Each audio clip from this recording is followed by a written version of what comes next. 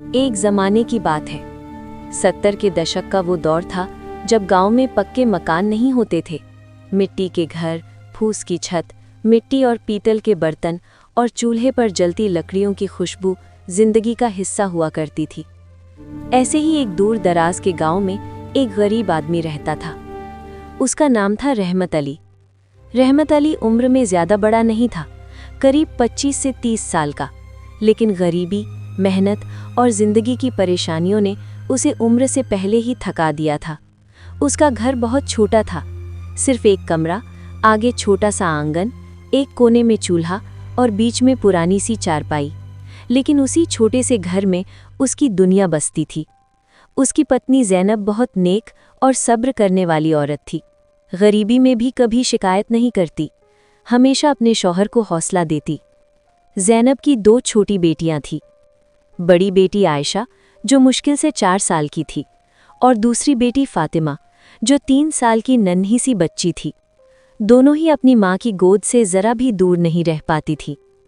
जिंदगी किसी तरह चल रही थी, लेकिन किस्मत को कुछ और ही मंजूर था। एक दिन ज़ैनब ने तीसरी बेटी को जन्म दिया। घर में एक पल के लिए खुशी की लहर दौड़ गई, लेकिन ये खुशी बहुत ही कम वक्त की मेहमान साबित हुई। ज़च्चगी के कुछ ही घंटों बाद ज़ैनब की तबीयत बिगड़ने लगी। गांव में न कोई बड़ा डॉक्टर था, न अस्पताल पास था। रहमत अली अपनी पत्नी के पास बैठा बेबस होकर सिर्फ दुआ करता रहा। और फिर तीसरी बेटी की आंख खुलने से पहले ही उसकी माँ इस दुनिया से चली गई। घर में मातम छा गया, चारपाई खाली हो गई, चूल्हा ठंडा पड़ गया और रहमत अली की दुनिया एक ही पल में उजड़ गई। नन्ही सी बच्ची, जिसका नाम सबरीन रखा गया, अपनी माँ की गोद और उसकी ममता से हमेशा के लिए महरूम रह गई। आयशा और फातिमा इतनी छोटी थीं कि माँ के जाने का मतलब भी नहीं समझ पाईं। वो बस बार बार पूछती, अम्मी कहाँ हैं? अम्मी कब आएंगी? रहमत अली अपनी तीनों बेटियों को देखकर अंदर ही अंदर टूट चुका था। एक तरफ दूध पीती नवजात बच्ची, दूसरी तरफ 2 मासूम बेटियां और ऊपर से गरीबी की मार। वो अक्सर रात को चारपाई के किनारे बैठकर आसमान की तरफ देखता और धीमी आवाज़ में कहता, या अल्लाह, मैं अकेला इन तीनों को कैसे पालूंगा?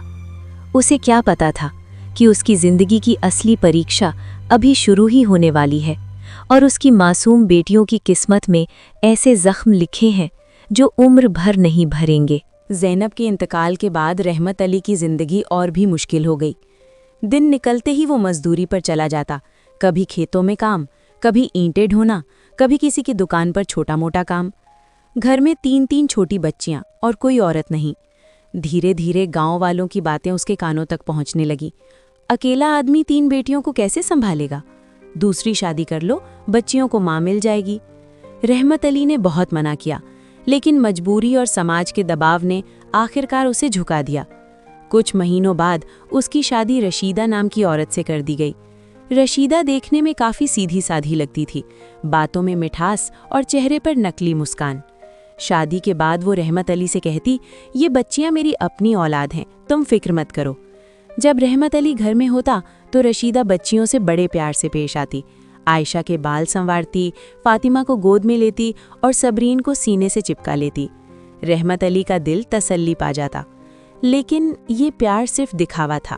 जैसे ही रहमत अली सुबह काम पर निकलता, रशीदा का चेहरा बदल जाता। उसकी आवाज़ सख्त हो जाती, आंखों में नफरत उतर आती। काम क्यों नहीं करती? वो आयशा पर चिल्लाती। चूल्हे के पास क्यों आई? फातिमा को धक्का दे देती। सबरीन अगर रोने लगती तो झुंझलाकर कहती, हर वक्त रोना ही आता है। कभी उन्हें पूरा खाना नहीं देती, कभी बासी रोटी पकड़ा देती, कभी डराती तो कभी मारने की धमकी देती। तीनों बच्चियां डर के मारे चुप रहती, क्योंकि उन्हें लगता था कि अगर उन्होंने बाबा को बताया तो शायद बाबा नाराज हो जाएंगे। शाम को जब रहमत अली लौटता, रशीदा फिर बदल जाती। मैंने पूरा दिन इन बच्चियों को संभाला, वो शिकायत भरे लहजे में कहती, और बच्चियों की तरफ देखकर बोलती, बताओ मैं कितनी अच्छी माँ हूँ। आयशा, फातिमा और सबरीन चुपचाप सिर झुका लेती। रहमत अली सच से बिल्कुल अनजान था। उसे नहीं पता था कि उसके घर में उसकी गैर मौजूदगी में कितना बड़ा जुल्म हो रहा है, और इसी चुप्पी में एक बड़ा फैसला पल रहा था। अब बच्चियों का सब्र टूट चुका था। एक दिन जब रशीदा ने फिर उन्हें भूखा रखा, आयशा ने धीरे से कहा, अब हम और नहीं सह सकते। फातिमा ने सबरीन का हाथ पकड़ते हुए कहा, बाबा खुश हैं, हम उनके लिए बोझ हैं। तीनों ने फैसला कर लिया, हम घर छोड़ देंगे। एक सुबह जब रहमत अली काम पर गया हुआ था, तीनों बहनें बिना कुछ बताए घर से निकल पड़ी। न कोई सामान न पैसे, बस एक दूसरे का हाथ और आंखों में आंसू। गांव से बाहर सड़क किनारे बैठकर वो फूट फूट कर रोने लगी। तभी एक गाड़ी आकर रुकी। उसमें से एक अमीर और शालीन औरत उतरी। उसके चेहरे पर ममता थी। उसने प्यार से पूछा, बेटियों, तुम यहाँ अकेली क्यों हो?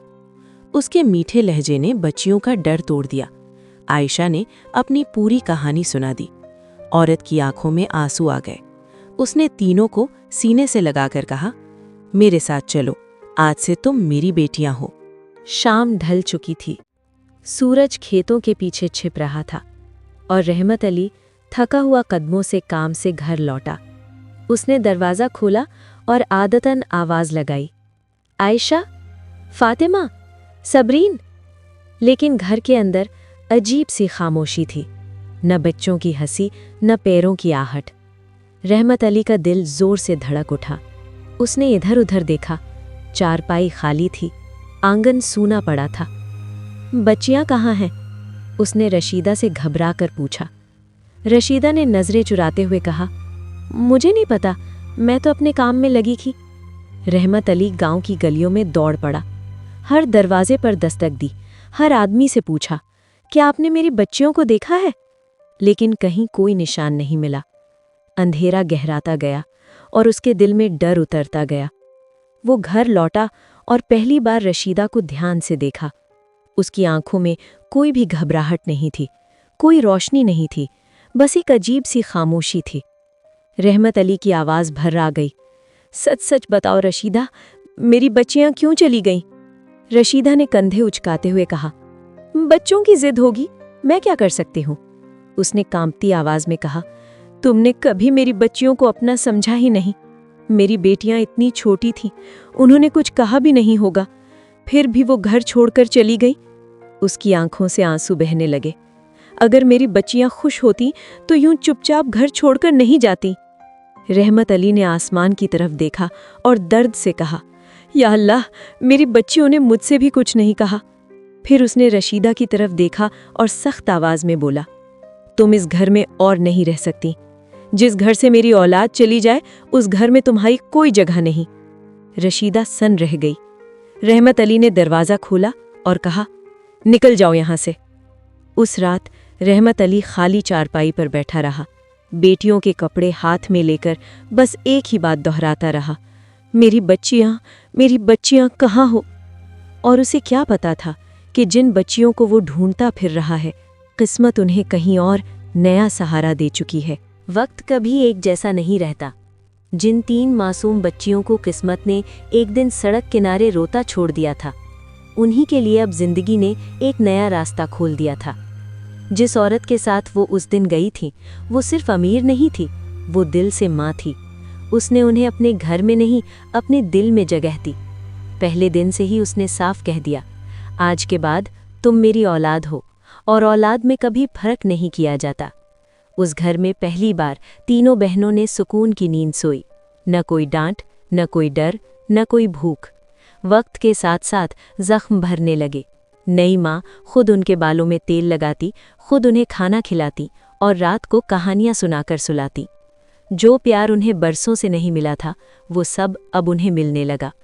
उस माँ ने उन्हें पढ़ाया, लिखाया और दुनिया के सामने सिर उठाकर जीना सिखाया। आयशा, जो कभी चुपचाप सहने वाली बच्ची थी, अब पढ़ लिखकर एक समझदार और आत्मनिर्भर औरत बनी। उसने बच्चों को पढ़ाने का रास्ता चुना और एक शिक्षिका बन गई। फातिमा, जिसे कभी काम की नहीं समझा जाता था, उसने मेहनत और समझदारी से अपना हुनर निखारा और एक सफल व्यापार संभालने वाली महिला बनी। और सबसे छोटी सबरीन, जिसने अपनी माँ की गोद देखी भी नहीं थी, वो बड़ी होकर दूसरों को जिंदगी देने वाली डॉक्टर बन गई।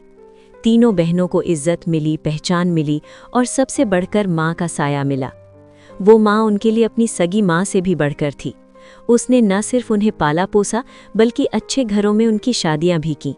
शादियों के दिन उस माँ की आंखों में आंसू थे, लेकिन वो आंसू दुख के नहीं, फख्र के थे। वो बार बार यही कहती, आज अगर तुम्हारी सगी माँ जिंदा होती तो उसे भी तुम पर नाज होता। तीनों बहनें उसके पैरों से लगकर बस इतना ही कहती, आप हमारी माँ से भी बढ़कर हैं। जिंदगी अब अपने पूरे रंग में थी, लेकिन किस्मत का एक दरवाज़ा अभी भी बाकी था। एक ऐसा दरवाज़ा जिस पर सालों बाद दस्तक होने वाली थी। कई साल बीत चुके थे। तीनों बहनें अब अपनी अपनी जिंदगी में खुश और आबाद थीं। छुट्टियों के दिन थे और तीनों अपने अपने बच्चों के साथ उस बड़े घर में आई हुई थी जहां उन्हें माँ का प्यार मिला था। घर में हंसी खुशी का माहौल था। बच्चे आंगन में खेल रहे थे और बहनें पुरानी यादों की बातें कर रही थीं। तभी अचानक बाहर से शोर सुनाई दिया। चोर चोर, पकड़ो इसे। आवाजें तेज होती जा रही थीं। बड़ी बहन आयशा घबराकर उठी और बोली, बाहर क्या हो रहा है? वो तेजी से दरवाजे की तरफ बढ़ी और बाहर निकलकर देखा। सड़क पर कई लोग इकट्ठा थे। बीच सड़क एक औरत जमीन पर गिरी हुई थी। लोग उस पर पत्थर फेंक रहे थे और गुस्से में चिल्ला रहे थे, चोर है, मारो इसे। आयशा का दिल जोर से धड़क उठा। उसी पल सबसे छोटी बहन सबरीन, जो डॉक्टर बन चुकी थी, भी बाहर आ गई। उसने ऊंची आवाज में कहा, रुको, ये क्या कर रहे हो? लोग बोले, ये औरत चोरी करते पकड़ी गई है। सबरीन भीड़ के बीच आगे बढ़ी और जमीन पर गिरी उस औरत की हालत देखी। फटे कपड़े, लहूलुहान चेहरा, डर से भरी आंखें। लेकिन कोई भी बहन अभी उसे पहचान नहीं पाई थी। सबरीन ने सख्ती से कहा, कानून है, भीड़ का इंसाफ नहीं। अगर गलती की है तो पुलिस को बुलाओ, लेकिन मारना गुनाह है। लोग कुछ पल के लिए रुके, लेकिन गुस्सा अब भी बाकी था। तभी पीछे से फातिमा भी आ गई। उसकी नज़र जैसे ही उस औरत के चेहरे पर पड़ी, वो ठिठक गई। उसका रंग उड़ गया। उसके मुंह से बस इतना ही निकला, ये तो रशीदा है। आयशा और सबरीन चौंक गईं। फातिमा कांपती आवाज में बोली, हमारी सौतेली माँ? ये सुनते ही आयशा ने जोर से कहा, बस, कोई इसे हाथ नहीं लगाएगा। उसने भीड़ के सामने मजबूती से खड़े होकर कहा, अगर ये गलत भी है तो भी इसे मारने का हक किसी को नहीं है। आयशा ने उस औरत की तरफ देखा और धीरे से पूछा, आप ठीक तो हैं? रशीदा ने कमजोर आंखों से ऊपर देखा, लेकिन उसे सामने खड़ी औरतें पहचान में नहीं आईं। उसने सिर्फ इतना कहा, भूख लगी थी, मजबूरी थी। आयशा का गला भर आया। उसने आगे बढ़कर रशीदा का हाथ पकड़ा और कहा, चलिए, मेरे साथ चलिए। भीड़ धीरे धीरे छटने लगी और रशीदा कांपते कदमों से उनके साथ घर की तरफ बढ़ गई। लेकिन उसे क्या पता था कि जिन हाथों ने आज उसे बचाया है, वो हाथ उन्हीं बच्चियों के थे जिन पर उसने कभी जुल्म किया था। और अब अगला सच दरवाजे के अंदर खुलने वाला था। आयशा, फातिमा और सबरीन रशीदा को सहारा देकर अपने घर के अंदर ले आईं। उसके कपड़े फटे हुए थे, शरीर पर चोट के निशान थे और आंखों में डर साफ झलक रहा था। सबसे पहले सबरीन ने उसके जख्म साफ किए, दवा लगाई और उसे पानी दिया। फातिमा रसोई में गई और गर्म खाना लेकर आई। आयशा ने उसे साफ कपड़े दिए और बैठने को कहा। रशीदा सब कुछ देख रही थी। इतना सम्मान, इतनी नरमी, इतनी चिंता उसकी समझ से बिल्कुल बाहर था। वो बार बार हैरानी से तीनों को देखती रही। खाना खाते खाते उसकी आवाज़ कांप गई। उसने धीरे से पूछा, तुम लोग मेरे साथ इतनी अच्छाई क्यों कर रहे हो? मैं तो तुम लोगों को जानती तक नहीं। कमरे में एक पल के लिए खामोशी छा गई। आयशा ने गहरी सांस ली और शांति से कहा, क्योंकि हम आपको जानते हैं। रशीदा चौंक गई। उसने घबराकर पूछा, कैसे? तभी फातिमा आगे आई और बोली, आप हमारी सौतेली माँ हैं। ये सुनते ही रशीदा के हाथ से पानी का गिलास छूट गया। वो सुन्न हो गई। क्या? उसके मुंह से बस इतना ही निकला। आयशा ने आंखों में आंसू लिए कहा, हम वही 3 बच्चियां हैं जिन्हें आपने कभी अपना नहीं समझा। रशीदा की आंखों के सामने पूरा अतीत घूम गया। छोटी छोटी बच्चियां, भूखी आंखें, डरी हुई आवाज़ें। वो अपने ही ख्यालों में डूब गई। उसने कांपती आवाज़ में कहा, मैंने तुम लोगों के साथ बहुत गलत किया। मैंने कभी नहीं सोचा था कि वक्त मुझे यहाँ ले आएगा। उसकी आंखों से आंसू बहने लगे।